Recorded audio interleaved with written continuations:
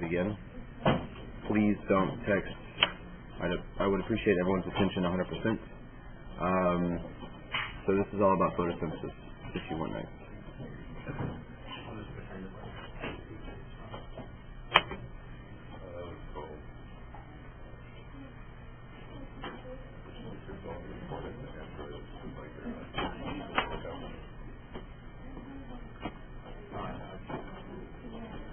About photosynthesis, where does it happen at? Mitochondria, right? Chloroplast. Good. Which happen to be in plants. Is that it? This plant? Is that one kingdom? Y'all have to be answering this question like in 20 days. So my question, again, in case you didn't hear that, is it a plant exclusive thing for photosynthesis? Some bacteria doing a modified form of it. Is that it? Now do we have them all? How about fungi? Are they doing it? Nope. How about animals? Definitely not. How about protists? Some are. And that's the question. Is that some protists are doing photosynthesis? There's two stages of photosynthesis. Do you remember the two stages? Please not all at once, guys. It's too much for me. Okay, and we can also say the light reactions, and instead of the dark reactions, what do we call them? The Calvin cycle, which is the anti-Krebs cycle. How many membranes do you see around this object? 2. Why is it not working?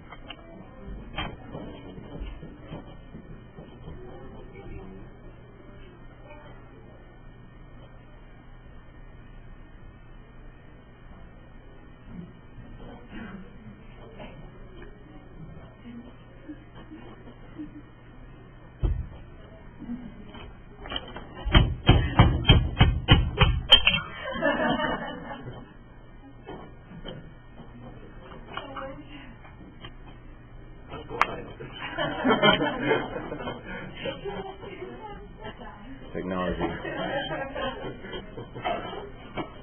I void warranty. So, 2 membranes, right? And this is a plant cell, right? Oh yeah, I was thinking more along the lines of this being a chloroplast.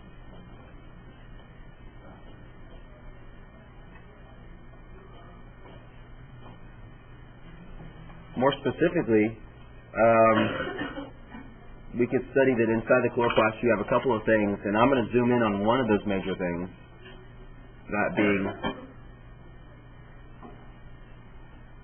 this pancake-looking structure, which is called a what? Thylakoid? If you have more than one of them, it's a sac of granite. And in your thylakoid is where you're doing your light reactions, which involve 2 photosystems. Which photosystem is first? So there's PS2 and then PS1. That doesn't stand for PlayStation, that stands for photosystem. Okay. And then what's this big thing up in the sky? Sun. The dog is not up in the sky. Joseph. And the sun is releasing energy in the form of photons. Those photons come down, strike an electron that is of low energy on photosystem 1, excite that electron, passes it off to photosystem 2, then to photosystem 1, it passes off that electron. The electron is re-excited and passed on to an enzyme over here that we'll talk about in just a second. Right? Photosystem 2, then photosystem 1, and the photons from the energy of that sun strike the electrons and excite them to a higher energy state and pass them off. Remember, there's a little electron transport chain right through here. There's a little electron transport chain right through here. And it's at this time that this electron transport chain also helps to bring in some hydrogen. Now, imagine, real quickly, that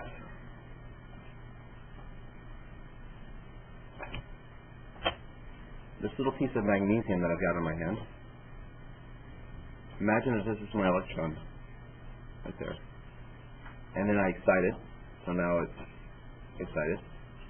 Passed off to the electron transport chain and carried down to photosystem 1. Re-excited. Carried off to this enzyme over here. And we'll talk about its role in just a second. There was an electron here. It was excited and moved. Tell me about that spot now. You used to have an electron there, right? Now the electron's over here. So it's empty. Now what do you do when something's empty? You replenish. So we have to talk about a replenishment system. And it's a pretty simple system that takes H2O, forms O2, some H pluses, and some electrons from it. And it's those electrons that are sent right here to replenish any missing electrons that you have. Does that make sense? Cool?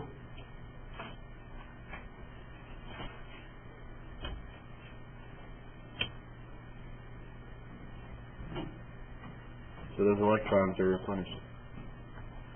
What's the fate of the O2, the oxygen? Where does it go? Yeah, it goes out. This is to breathe out, right?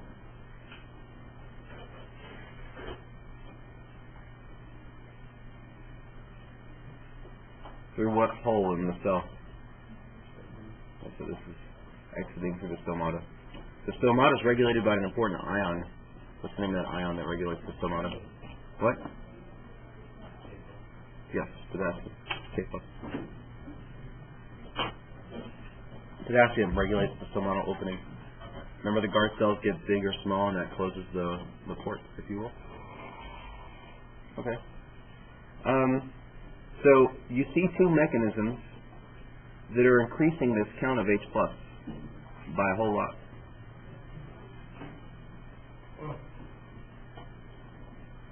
Now we've seen this before. When you have a buildup of H plus, you create what type of a gradient? Electrochemical or proton gradient. And the fix to that has been this very common enzyme. What's the name of that enzyme? ATP synthase. And ATP synthase is able to take ADP and some inorganic phosphate, some phosphate that's just randomly chilling around, and produce ATP from it. Is the H pluses flow through? Cool. So you have a way of generating ATP. So over here, under my products level, I'm going to write ATP. Now, we need to get back over to this point and show the fate of your electron that you see there. Does anyone remember the name of this enzyme up top? We've talked about this one many, many, many times. NADP reductase. And it allows for the reduction reaction to form what molecule? NADPH.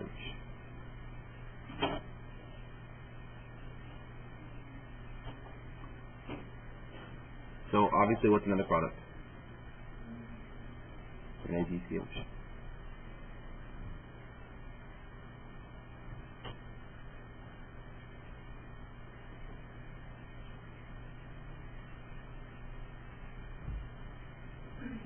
Cool beans?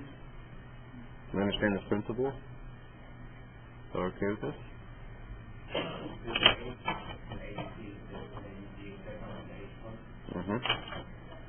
So this H plus is falling through is actually involved along with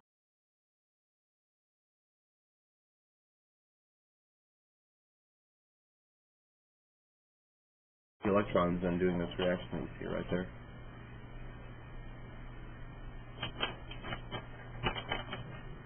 You okay with this? I think mostly everyone's probably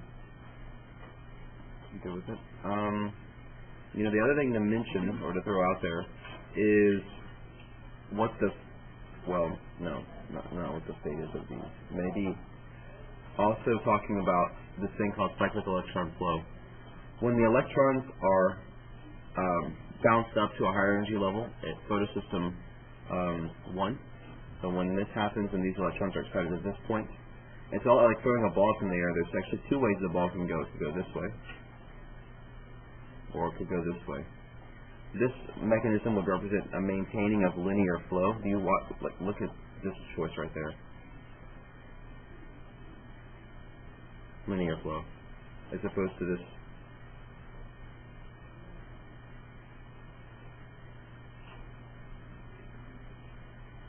It would be more of a cyclic mechanism.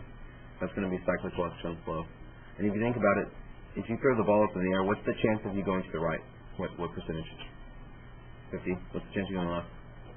Which means that you're going to generate like 1.5 times as many H pluses coming inward as you are electrons over here. So it's actually a ratio typically of about 3 ATP to every 2 NADPH because of the cyclic electron flow, which is actually what it's supposed to be. So this system isn't like by accident, and you just have excessive ATP. You actually need the 3 to 2 ratio. This is evolved. This exists for a reason. It's not just a random accident that happens each time.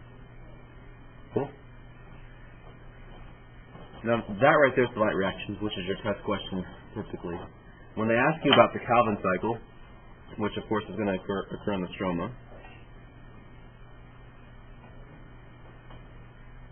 the Calvin cycle uses the products from the light reaction and uses them in 3 phases.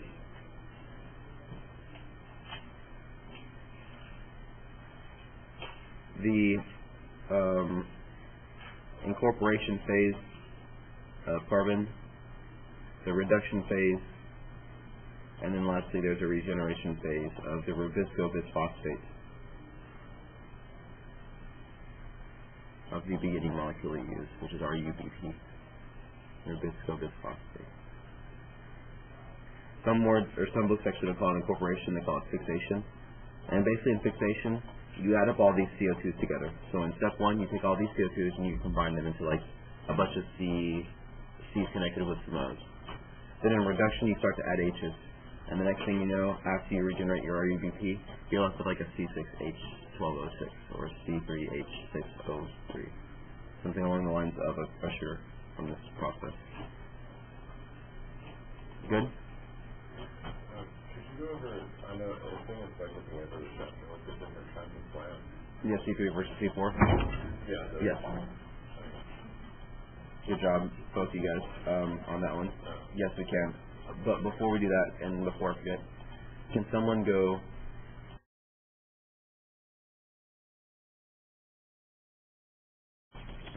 So, about the, I think it was founder versus bottleneck effect. So, to me, you have, if you think about like a gene pool, your gene pool is basically going to be made of like all of the genes between all of the individuals for a certain characteristic. So in our current population, like in our current human population, we have traits for, or genes for tallness, for shortness, for sickle cell anemia, for non-sickle cell anemia, for cystic fibrosis, for non-cystic fibrosis. We have all these unique array of genes, correct? We would say that our gene pool is like extremely vast. It is not shallow, but it's quite deep. Now, a bottleneck or a founder effect is going to be a case in which a new population that results from a shrinking down population, or they're shrinking down of your old population, your new left population, the guys that are left over, have traits that are not the same, and certainly the same percentages, as the original population. Make sense? Now, I'm going to come up with some simple differences. This is not to be rude. This is just a way to consider it. Let's say that for whatever reason, there was some environmental issue that randomly, and this makes no sense, but let's entertain Mr. Fields for this. Let's just say it killed everyone. There was this disease that killed everyone but blonde people. So if you're not blonde, then you would die. It's irrelevant right now. Yes. Now, at the end, you have a world full of blonde people, and people that have other colors of hair would not exist, correct? Because they would be dead. That would be a case in which your new population's genes do not represent the frequency of the original population. The original population had frequencies for the brown and the black colors and whatever other colors of hair there is. But your ending population has nothing like that. It's exclusively genes that code for essentially blondness. Do you understand this principle? Now, there's two ways that this could happen. One is that the population could shrink down, and that would be a bottleneck effect, where there's some issue that is causing your population from going from a high count to a very, very low count. And that's a similar type, but is not like a shrinking down of the population. It's something called founder effect, which is when several individuals from a very diverse population travel to like a new island or a new land, inhabit it, and their genes, those founding individuals, their genes do not match the percentages of the original population. If you look in your book, I don't know if anyone has it open. Connor, do you have it open? Page 451. They have the picture of like the marbles, right? There's the yellow ones and the blue ones and the white ones. Remember how you poured some of them from this like diverse jar of tons of yellow, I think it was, or tons of blue and white, whatever. And then you poured them from the jar into the new jar. You had like a situation where you had a bottleneck effect. And you saw that the marbles in the new jar are not indicative color frequency of what the original jar was. That you're nodding your head, you see that. Okay. And that would be opposed by a founder effect when it's really not bottlenecked where individuals are going away. Founder effect is when a small little piece of your population goes to a new land. Now they're both types of what? Genetic drift. So they're under the subheading of genetic drift. As opposed to gene flow, which is the movement into and out of a population. Always two things to take that are very difficult to separate out because the word flow and drift sound about the same in our language. You drifting down the river, you flow down the river, it seems like it's the same concept. But they are different. Yeah, drift is going to be like the case of founder effect or bottleneck effect. Gene flow is like immigration or immigration into or out of a country or a land or whatever.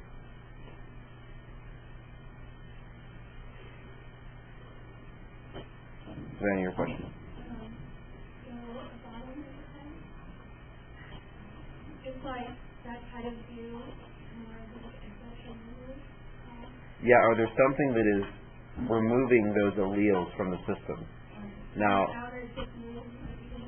exactly. Now, you, in the end, in either which case, you end up with a situation in which the percentages of this new population, however, it got to be a new population, this new population's percentages of alleles aren't the exact same as what used to be.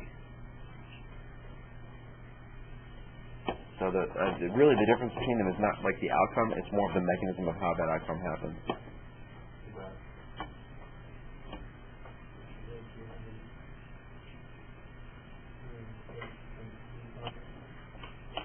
What?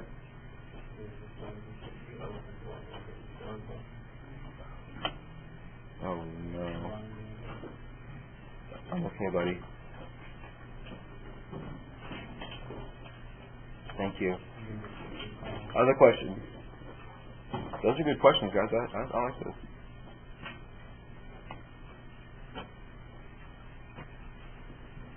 There's no more questions. I know you've got something.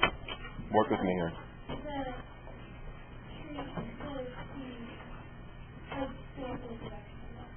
Plant reproduction? Like alternation generation? Ooh, that's a good one.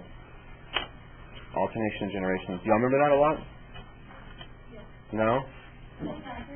Just go to chapter, well, this actually is a couple different chapters. Your first place you would see this is in chapter 29. You could also find it in chapter 13. There's a picture at the bottom of the page, chapter 13. Chapter 29 and 30 both cover it, depending on what plant phylum you're in. You also see this a little bit in chapter 38, which is about endosperm reproduction. See in all those chapters. Okay. So, where do we want to start at? That's probably the question. I know where I like to start on this chart, but we can start anywhere. You want to start with the sporophyte? Yes, that's the mature thing. The mature plant? Yeah. I think so that's let's start too. So let's go ahead and start with this alternation generation. Let's take a plant. This is a very, very, very, very poorly drawn tree. We'll get there eventually, buddy.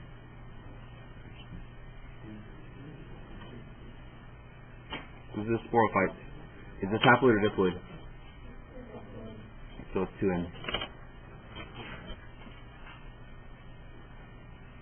What's the sporophyte going to do? What? Meiosis. What will it form? Small baby spores. Awesome. What is the genetics of the spores? The N or 2N? And that can be taken care of just by the simple fact of knowing what meiosis is going to do. Now from there, what do your spores do? Why do you keep saying shoot an arrow? It's not...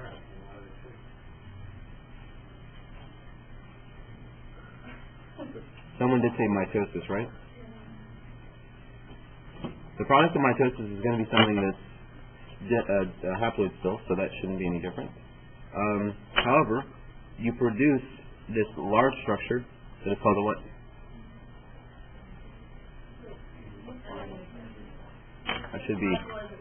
I wrote 2, yeah. This should be N, haploid. Should form a gametophyte, right? Which is like...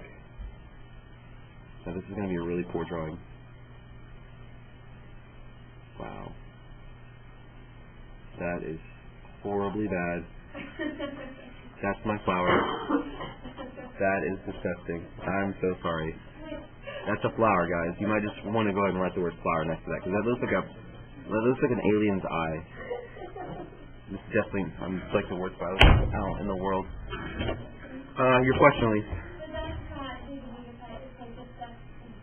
Exactly. It's actually the units that are inside the stamen and the carpel. Typically the receptacle, which is the attachment point, and the actual petals, are typically diploid. It's just the unit in the middle, the male and female parts, the stamen and carpel, which of course includes the stigma, the style, the ovary, the filament, the anther, all that stuff. Now, what would your gametophyte undergo to produce the gametes, the egg and sperm? I'm sorry, what? I'm going to go more mitosis.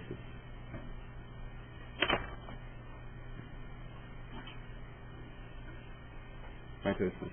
To form the little egg and the little sperm.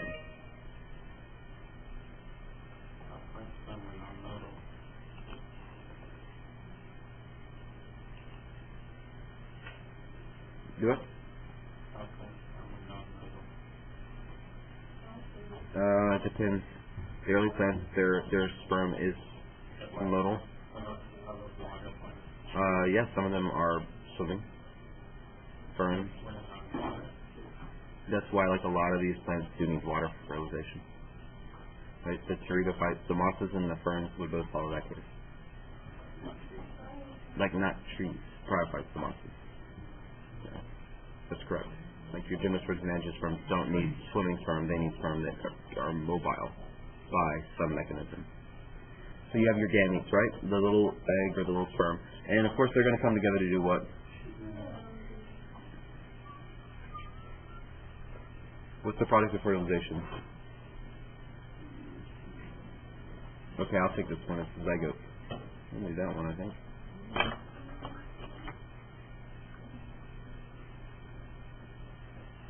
Which is 2N. What's your zygote going to do? Mature.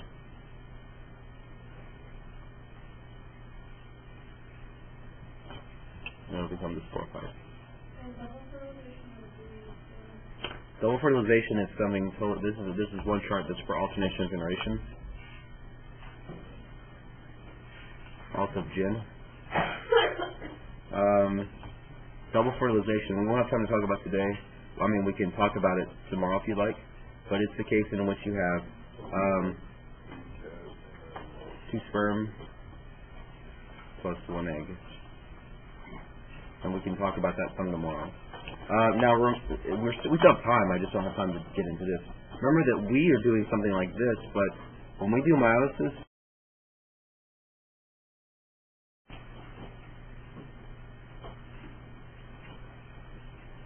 we bypass this level right here. We bypass the gametophyte structure. See, their units, their sexual structures are already haploid. Our sexual structures as animals are diploid, making haploid cells. Do you see this difference between the two? And if you think about it, their sexual reproducing structure, they're having to regrow every time you see a flower. That is the new structure, which means that each spring they're growing new units. Now, does that seem like a big investment of energy or not so much investment? Big investment. And typically big investments for biology are unwise investments. So what we do instead is we just have a structure, or structures, that are doing meiosis. Our structures that do meiosis are diploid, and they produce haploid sex cells. They fertilize, create the baby, and we go on about our business. We do not regrow body parts each year, right, that are haploid. This would be illogical to do, and really a pain to do if you think about it. Good.